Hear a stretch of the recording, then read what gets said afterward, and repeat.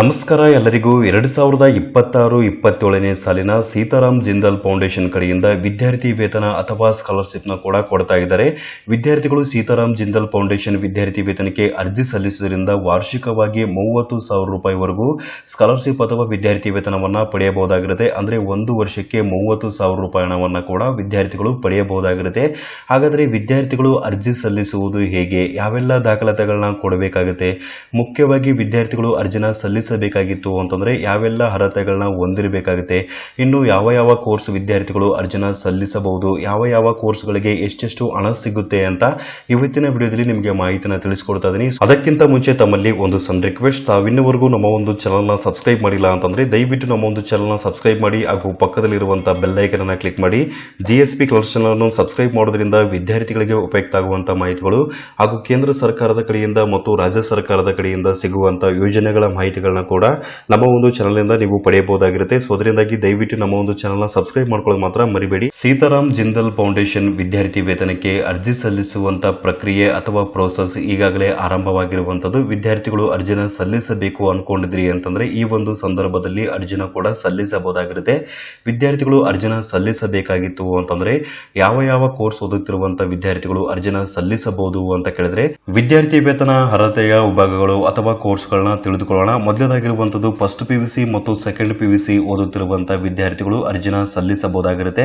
ITI ವಿದ್ಯಾರ್ಥಿಗಳು ಅಥವಾ ITI ಓದುತ್ತಿರುವಂತಹ ವಿದ್ಯಾರ್ಥಿಗಳು ಕೂಡ ಅರ್ಜಿನ ಸಲ್ಲಿಸಬಹುದಾಗಿರುತ್ತೆ. ಪದವಿ ಕೋರ್ಸ್ಗಳು ಅಥವಾ ನಾನ್ ಟೆಕ್ನಿಕಲ್ ಕೋರ್ಸ್ ಅಂತ ಹೇಳ್ತಾರೆ, ಅಂದ್ರೆ ಜನರಲ್ ಡಿಗ್ರಿಯಲ್ಲಿ ಬರುವಂತಹ ಕೋರ್ಸ್ಗಳಾಗಿರುವಂತದ್ದು BA ಆಗಿರ್ಬೋದು, BSc ಆಗಿರ್ಬೋದು, BCom ಆಗಿರ್ಬೋದು, BCA ಆಗಿರ್ಬೋದು, BBA ಆಗಿರ್ಬೋದು, BHM ಆಗಿರ್ಬೋದು ಇತ್ಯಾದಿ ಕೋರ್ಸ್ಗಳನ್ನ ಓದುತ್ತಿರುವಂತಹ ವಿದ್ಯಾರ್ಥಿಗಳು ಅರ್ಜಿನ ಕೂಡ ಸಲ್ಲಿಸಬಹುದಾಗಿರುತ್ತೆ. ಡಿಪ್ಲೊಮಾ ಕೋರ್ಸ್ಗಳು ಅಂತ ಹೇಳಿದರೆ ಪಾಲಿಟೆಕ್ನಿಕ್ ಡಿಪ್ಲೊಮಲ್ಲಿ ಆಲ್ ಸ್ಟ್ರೀಮ್ಸ್ ಓದುತ್ತಿರುವಂತಹ ವಿದ್ಯಾರ್ಥಿಗಳು ಕೂಡ ಅರ್ಜಿನ ಸಲ್ಲಿಸಬಹುದಾಗಿರುತ್ತೆ. ಇನ್ನು ಇಂಜಿನಿಯರಿಂಗ್, ಮೆಡಿಕಲ್ ಮತ್ತು PG ಕೋರ್ಸ್ಗಳು ಅರ್ಹ ಕೋರ್ಸ್ಗಳಲ್ಲಿ BA ಆಗಿರ್ಬೋದು, BTech ಆಗಿರ್ಬೋದು, MBBS ಆಗಿರ್ಬೋದು, BDS ಆಗಿರ್ಬೋದು, BAMS ಆಗಿರ್ಬೋದು, BHMS ಆಗಿರ್ಬೋದು, B ಫಾರ್ಮಾ ಆಗಿರ್ಬೋದು ಮತ್ತು ಎಲ್ಲ ಸ್ನಾತಕೋತ್ತರ PG ಕೋರ್ಸ್ಗಳಲ್ಲಿ ಓದುತ್ತಿರುವಂತಹ ವಿದ್ಯಾರ್ಥಿಗಳು ಕೂಡ ಅರ್ಜಿನ ಸಲ್ಲಿಸಬಹುದಾಗಿರುತ್ತೆ. ಈ ಎಲ್ಲ ಕೋರ್ಸ್ಗಳಲ್ಲಿ ಓದುತ್ತಿರುವಂತಹ ವಿದ್ಯಾರ್ಥಿಗಳು ವಿದ್ಯಾರ್ಥಿ ವೇತನಕ್ಕೆ ಅರ್ಜಿ ಸಲ್ಲಿಸಲು ಅರ್ಹತೆಯನ್ನ ಹೊಂದಿರ್ತೀರಾ, ನೀವು ಅರ್ಜಿನ ಕೂಡ ಸಲ್ಲಿಸಬಹುದಾಗಿರುತ್ತೆ. ಇನ್ನು ವಿದ್ಯಾರ್ಥಿ ವೇತನ ವಿದ್ಯಾರ್ಥಿಯ ಅರ್ಹತೆಗಳನ್ನ ತಿಳಿದುಕೊಳ್ಳೋಣ. ವಿದ್ಯಾರ್ಥಿಯ ಕುಟುಂಬದ ವಾರ್ಷಿಕ ಆದಾಯ ಅಥವಾ ಆನ್ಯುವಲ್ ಇನ್ಕಮ್ 2,50,000ಕ್ಕಿಂತ ಕಡಿಮೆ ಇರಬೇಕು ಅಂತ ಹೇಳಿದರೆ 2,50,000ಕ್ಕಿಂತ ಮೇಲ್ಪಟ್ಟಿತ್ತು ಅಥವಾ ಹೆಚ್ಚಿತ್ತು ಅಂತಂದ್ರೆ ನೀವು ಅರ್ಜಿನ ಸಲ್ಲಿಸಕ್ಕೆ ಆಗಲ್ಲ. ಒಂದು ವೇಳೆ ನೀವೇನಾದ್ರೂ ಉದ್ಯೋಗವನ್ನ ಮಾಡ್ತಾ ಇದ್ರಿ ಅಥವಾ ಉದ್ಯೋಗದಲ್ಲಿ ಇದ್ರಿ ಅಂತಂದ್ರೆ 4 ಲಕ್ಷ ರೂಪಾಯಿವರೆಗೂ ಒಂದು ವಿನಾಯಿತಿ ಕೂಡ ಇರುವಂತದ್ದು. ನಿಮ್ಮ ಒಂದು ಕುಟುಂಬದ ವಾರ್ಷಿಕ ಆದಾಯ 4 ಲಕ್ಷ ರೂಪಾಯಿ ಇದ್ರೂ ಕೂಡ ನೀವು ಅರ್ಜಿನ ಸಲ್ಲಿಸಬಹುದಾಗಿರುತ್ತೆ. ಇನ್ನು ವಯೋಮಿತಿ ಅಥವಾ ಏಜ್ ಎಷ್ಟಿರಬೇಕು ಅಂತ ಕೇಳಿದ್ರೆ 30 ವರ್ಷ ದಾಟಿರಬಾರದು ಅಂತ ಹೇಳಿದ್ರೆ 30 ವರ್ಷದ ಒಳಗಿನವರು ಮಾತ್ರ ಅರ್ಜಿನ ಸಲ್ಲಿಸಕ್ಕೆ ಅವಕಾಶ ಇರುವಂತದ್ದು. ಇನ್ನು ಅಭ್ಯರ್ಥಿಯು ಬೇರೆ ಯಾವುದೇ ಸ್ಕಾಲರ್ಶಿಪ್ ಅಥವಾ ವಿದ್ಯಾರ್ಥಿ ವೇತನ ಪಡೆಯುತ್ತಿರಬಾರದು ಅಂತ ಹೇಳಿದರೆ ಇಷ್ಟೆಲ್ಲ ಅರ್ಹತೆಗಳನ್ನ ನೀವು ಹೊಂದಿದ್ರಿ ಅಂತಂದ್ರೆ ನೀವು ಅರ್ಜಿನ ಕೂಡ ಸಲ್ಲಿಸಬಹುದಾಗಿರುತ್ತೆ. ವಿದ್ಯಾರ್ಥಿ ವೇತನದ ಕಡೆಯಿಂದ ವಿದ್ಯಾರ್ಥಿಗಳಿಗೆ ಸಿಗ್ತಾ ಇರುವಂತಹ ವಿದ್ಯಾರ್ಥಿ ವೇತನದ ಮೊತ್ತ ಅಥವಾ ಹಣ ಎಷ್ಟು ಪ್ರತಿ ತಿಂಗಳಿಗೆ ಅಂತ ಕೇಳಿದ್ರೆ ಫಸ್ಟ್ PUC ಅಥವಾ ಸೆಕೆಂಡ್ PUC ಓದ್ತಾ ಇರುವಂತಹ ಗಂಡು ಮಕ್ಕಳಿಗೆ 500 ರೂಪಾಯಿ ಹಣ ಸಿಗ್ತಾ ಇದೆ, ಹೆಣ್ಣು ಮಕ್ಕಳಿಗೆ 700 ರೂಪಾಯಿ ಹಣ ಸಿಗ್ತಾ ಇದೆ. ITI ಓದುತ್ತಿರುವಂತಹ ವಿದ್ಯಾರ್ಥಿಗಳಿಗೆ 500 ರೂಪಾಯಿ, ಗವರ್ಮೆಂಟ್ ವಿದ್ಯಾರ್ಥಿಗಳಿಗೆ, ಪ್ರೈವೇಟ್ ವಿದ್ಯಾರ್ಥಿಗಳಿಗೆ 700 ರೂಪಾಯಿ ಸಿಗ್ತಾ ಇದೆ. ಗಂಡು ಮಕ್ಕಳು ಮತ್ತು ಹೆಣ್ಣು ಮಕ್ಕಳಿಗೆ ಸೇಮ್ ಹಣ ಸಿಗ್ತಾ ಇರುವಂತದ್ದು.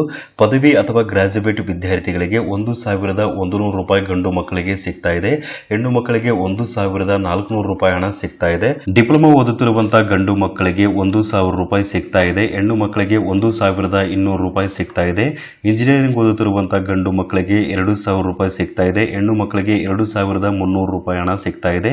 ವೈದ್ಯಕೀಯ ಅಥವಾ ಮೆಡಿಕಲ್ ಓದುತ್ತಿರುವಂತಹ ಗಂಡು ಮಕ್ಕಳಿಗೆ 2,500 ರೂಪಾಯಿ ಸಿಗ್ತಾ ಇದೆ, ಹೆಣ್ಣು ಮಕ್ಕಳಿಗೆ 3,000 ರೂಪಾಯಿ ಹಣ ಸಿಗ್ತಾ ಇದೆ. ಸೂಚನೆ: ಹಾಸ್ಟೆಲ್ನಲ್ಲಿರುವ ವಿದ್ಯಾರ್ಥಿಗಳಿಗೆ ಹೆಚ್ಚುವರಿ ತಿಂಗಳಿಗೆ 800 ರಿಂದ 1,200 ರೂಪಾಯಿವರೆಗೆ ಸಹಾಯಧನ ಸಿಗಬಹುದು ಅಂತ ಹೇಳಿದರೆ ಇಷ್ಟೆಲ್ಲ ಹಣವನ್ನ ಕೂಡ ವಿದ್ಯಾರ್ಥಿ ವೇತನದ ಕಡೆಯಿಂದ ಪಡೆಯಬಹುದಾಗಿರುತ್ತೆ. ವಿದ್ಯಾರ್ಥಿ ವೇತನಕ್ಕೆ ಅರ್ಜಿ ಸಲ್ಲಿಸಬೇಕಾಗಿತ್ತು ಅಂತಂದ್ರೆ ಯಾವೆಲ್ಲ ದಾಖಲಾತಿಗಳನ್ನ ಕೊಡಬೇಕಾಗುತ್ತೆ ಅಂತ ಕೇಳಿದ್ರೆ ಆಧಾರ್ ಕಾರ್ಡ್ನ ಕೊಡಬೇಕಾಗಿರುತ್ತೆ. ವಿದ್ಯಾರ್ಥಿಯ ಗುರುತಿನ ಪುರಾವೆಯಾಗಿ ಆಧಾರ್ ಕಾರ್ಡ್ ಮುಖ್ಯವಾಗಿ ಬೇಕಾಗಿರುತ್ತೆ.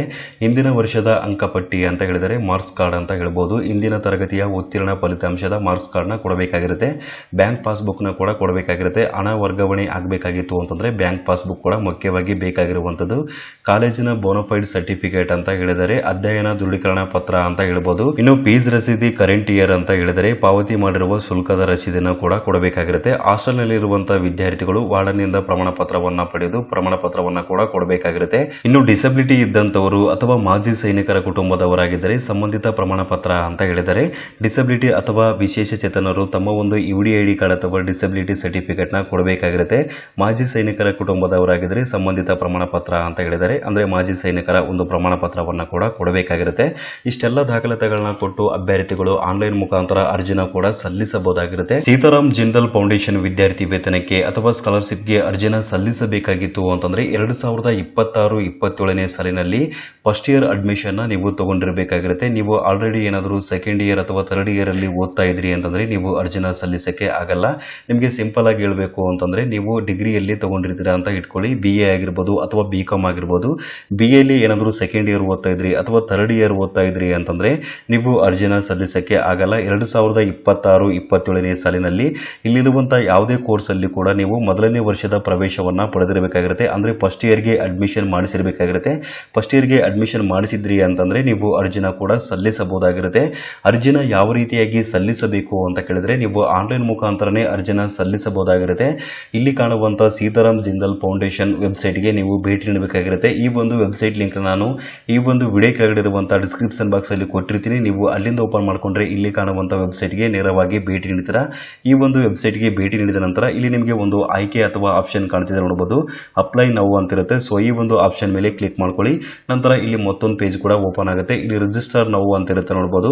ಸೊ ಈ ಒಂದು ರಿಜಿಸ್ಟರ್ ನೌ ಮೇಲೆ ಕ್ಲಿಕ್ ಮಾಡ್ಕೊಳ್ಳಿ. ನಂತರ ಮತ್ತೊಂದು ಪೇಜ್ ಕೂಡ ಇಲ್ಲಿ ಓಪನ್ ಆಗುತ್ತೆ. ಕ್ರಿಯೇಟ್ ಅಕೌಂಟ್ ಅಂತ ಬಂದಿರುತ್ತೆ. ಅಂದ್ರೆ ನಿಮ್ಮ ಒಂದು ಅಕೌಂಟ್ ಅಥವಾ ಖಾತೆಯನ್ನ ಇಲ್ಲಿ ಓಪನ್ ಮಾಡಬೇಕಾಗಿರುತ್ತೆ. ಯಾವ ರೀತಿಯಾಗಿ ಅಕೌಂಟ್ ನ ಫಿಲ್ ಮಾಡಬೇಕು ಅಂತ ಕೇಳಿದ್ರೆ ಫುಲ್ ನೇಮ್ ಅಂತ ಇರುತ್ತೆ. ನಿಮ್ಮ ಒಂದು ಫುಲ್ ನೇಮ್ ನ ಎಂಟರ್ ಮಾಡಿ. ಆಧಾರ್ ಕಾರ್ಡ್ ಅಲ್ಲಿ ಯಾವ ರೀತಿಯಾಗಿರುತ್ತೋ ಅದೇ ರೀತಿಯಾಗಿ ಎಂಟರ್ ಮಾಡಿ. ನಂತರ ಮೊಬೈಲ್ ನಂಬರ್ ಅಂತ ಬಂದಿರುತ್ತೆ. ಮೊಬೈಲ್ ನಂಬರ್ ನ ಎಂಟರ್ ಮಾಡಿ. ಇಲ್ಲಿ ಸೆಂಡ್ OTP ಮೇಲೆ ಕ್ಲಿಕ್ ಮಾಡ್ಕೊಳ್ಳಿ. ನಿಮ್ಮ ಒಂದು ಮೊಬೈಲ್ ನಂಬರ್ಗೆ ಒಂದು OTP ಬರುತ್ತೆ. ಸೊ ಆ ಒಂದು OTP ನ ಎಂಟರ್ ಮಾಡಿ. ನಂತರ ಇಮೇಲ್ ID ಅಂತ ಇರುತ್ತೆ. ನಿಮ್ಮ ಒಂದು ಜಿಮೇಲ್ ID ನ ಎಂಟರ್ ಮಾಡಿ. ನಂತರ ಸೆಂಡ್ OTP ಮೇಲೆ ಕ್ಲಿಕ್ ಮಾಡ್ಕೊಳ್ಳಿ. ನಿಮ್ಮ ಒಂದು ಜಿಮೇಲ್ ID ಗೆ ಒಂದು OTP ಬರುತ್ತೆ. ಸೊ ಆ ಒಂದು OTP ನ ಎಂಟರ್ ಮಾಡಿ. ನಂತರ ಪಾಸ್ವರ್ಡ್ ಅಂತ ಇರುತ್ತೆ. ನೀವು ಪಾಸ್ವರ್ಡ್ ನ ಸೆಟ್ ಮಾಡ್ಕೋಬೇಕಾಗಿರುತ್ತೆ. ನಿಮಗೆ ಯಾವ ರೀತಿಯಾಗಿ ಬೇಕು ಅದೇ ರೀತಿಯಾಗಿ ಎಂಟರ್ ಮಾಡಿ. ಇಲ್ಲಿ ಕ್ಯಾರೆಕ್ಟರ್ ಕೂಡ ಕೊಟ್ಟಿರುವಂತದ್ದು. ಅಂದ್ರೆ ಉದಾಹರಣೆಯಾಗಿ ನಿಮಗೆ ಹೇಳಿದರೆ ಯಾವ ರೀತಿಯಾಗಿ ನಿಮ್ಮ ಒಂದು ಪಾಸ್ವರ್ಡ್ ನ ಕ್ರಿಯೇಟ್ ಮಾಡ್ಕೋಬೇಕು ಅಂತ. ನಂತರ ಅದೇ ಪಾಸ್ವರ್ಡ್ ನ ಇಲ್ಲಿ ಕನ್ಫರ್ಮ್ ಮಾಡಿ. ಅಂದ್ರೆ ರೀ ಎಂಟರ್ ಮಾಡಿ. ನೆಕ್ಸ್ಟ್ ಇಲ್ಲಿ ರಿಜಿಸ್ಟರ್ ಅಂತ ಇರುತ್ತೆ. ಈ ಒಂದು ರಿಜಿಸ್ಟರ್ ಆಪ್ಷನ್ ಮೇಲೆ ಕ್ಲಿಕ್ ಮಾಡ್ಕೊಳ್ಳಿ. ನಿಮ್ಮ ಒಂದು ರಿಜಿಸ್ಟ್ರೇಷನ್ ಕೂಡ ಕಂಪ್ಲೀಟ್ ಆಗುವಂತದ್ದು. ನಂತರ ನಿಮ್ಮ ಒಂದು ಅಕೌಂಟ್ ಕೂಡ ಕ್ರಿಯೇಟ್ ಆಗಿರುತ್ತೆ. ಅಕೌಂಟ್ ಕ್ರಿಯೇಟ್ ಆದ ನಂತರ ಸೀತಾರಾಮ್ ಜಿಂದಾಲ್ ಫೌಂಡೇಶನ್ ಸ್ಕಾಲರ್ಶಿಪ್ಗೆ ನೀವು ಆನ್ಲೈನ್ ಮುಖಾಂತರ ಅರ್ಜಿನ ಕೂಡ ಸಲ್ಲಿಸಬಹುದಾಗಿರುತ್ತೆ. ಆನ್ಲೈನ್ ಅಲ್ಲಿ ನೀವು ಫಾರಂ ನ ಫಿಲ್ ಮಾಡಬೇಕಾಗಿರುತ್ತೆ. ಎಲ್ಲ ಡೀಟೇಲ್ಸ್ ನ ಕೊಟ್ಟು ನೀವು ಸರಿಯಾಗಿ ಫಿಲ್ ಮಾಡಿದ್ರೆ ನಿಮ್ಮ ಒಂದು ಅಪ್ಲಿಕೇಶನ್ ಕೂಡ ಕಂಪ್ಲೀಟ್ ಆಗುವಂತದ್ದು. ನಿಮಗೆ ಅರ್ಜಿ ಸಲ್ಲಿಸುವ ಲೈವ್ ವಿಡಿಯೋ ಬೇಕಾಗಿತ್ತು ಅಂತಂದ್ರೆ ನನಗೆ ಕಮೆಂಟ್ ಮಾಡಿ. ಮುಂದಿನ ವಿಡಿಯೋದಲ್ಲಿ ಯಾವ ರೀತಿಯಾಗಿ ಲೈವ್ ಆಗಿ ಅರ್ಜಿನ ಸಲ್ಲಿಸಬೇಕು ಅಂತ ನಿಮಗೆ ಮಾಹಿತಿನ ತಿಳಿಸ್ಕೊಡ್ತೀನಿ. ಸೊ ಈ ಒಂದು ಮಾಹಿತಿ ನಿಮಗೆ ಇಷ್ಟವಾಗಿದೆ ಅನ್ಕೊಂಡಿದ್ದೀನಿ. ಸೊ ಇಷ್ಟವಾಗಿತ್ತು ಅಂತಂದ್ರೆ ಮಾಹಿತಿಗೆ ತಪ್ಪದೆ ಲೈಕ್ ಮಾಡಿ ಹಾಗೂ ಎಲ್ರಿಗೂ ಈ ವಿಡಿಯೋನ ಶೇರ್ ಮಾಡಿ. ಸಬ್ಸ್ಕ್ರೈಬ್ ಮಾಡೋದು ಮಾತ್ರ ಮರಿಬೇಡಿ. ವಿಡಿಯೋ ನೋಡೋದಕ್ಕಾಗಿ ನಿಮಗೆ ತುಂಬಾ ಧನ್ಯವಾದಗಳು.